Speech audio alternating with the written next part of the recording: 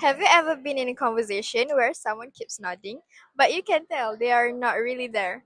Or maybe you share your thoughts, but the response you got felt cold or unhelpful?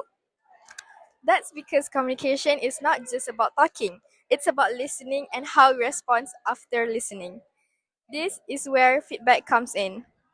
In this video, I want to talk about listening and also feedback through three simple but important concepts. The first concept is active listening, the second one is empathetic listening, and the last one is constructive feedback. So these three things might sound small, but they actually shape how we connect with people every day. The first key concept is active listening.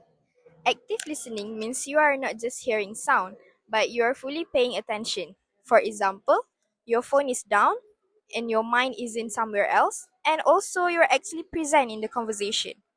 Simple action like making eye contact, nodding, or saying things like, "Yeah, I got it," already make a big difference. It shows the other person that they matter and what they are saying is important. Active listening also means repeating or summarizing what the person said. Like, so what you're saying is, this helps avoid misunderstandings and makes the speaker feel understood.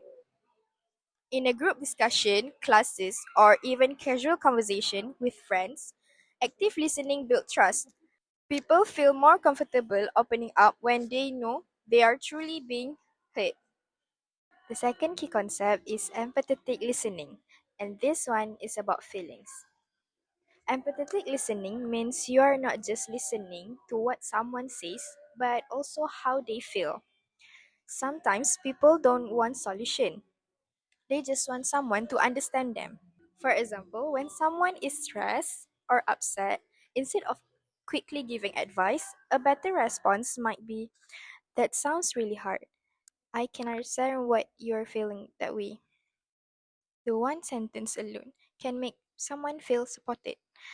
Empathetic listening creates emotional safety. It tells people you're not being judged or your feelings are valid. This is especially important in friendships, teamworks, and moment of conflicts. When we listen with empathy, we don't rush the conversation, but we allow space for emotions and that how real connection happen. The third key concept is constructive feedback. Feedback is what comes after listening, but not all feedback is helpful. That's why constructive feedback matters. Constructive feedback is honest, respectful, and focused on improvement, not being blame or critics. Instead of saying, "This is that," you say something like, "I think this part could be better if you explain it more clearly." The way feedback is delivered can change how it's received. Good feedback encourages growth and confidence, while harsh feedback can shut people down. In school, constructive feedback helps us improve our work. In group project, it avoid unnecessarily in group projects, it avoids unnecessary conflicts. In personal relationship, it helps problem get solved without hurting feelings. Good listening leads to better feedback, and better feedback completes the communication process. So, to wrap things up, listening and feedback are not small skills. They are essential. Active listening helps us understand the message. Empathetic listening helps us understand emotions. And constructive feedbacks helps communication move forward in a positive way.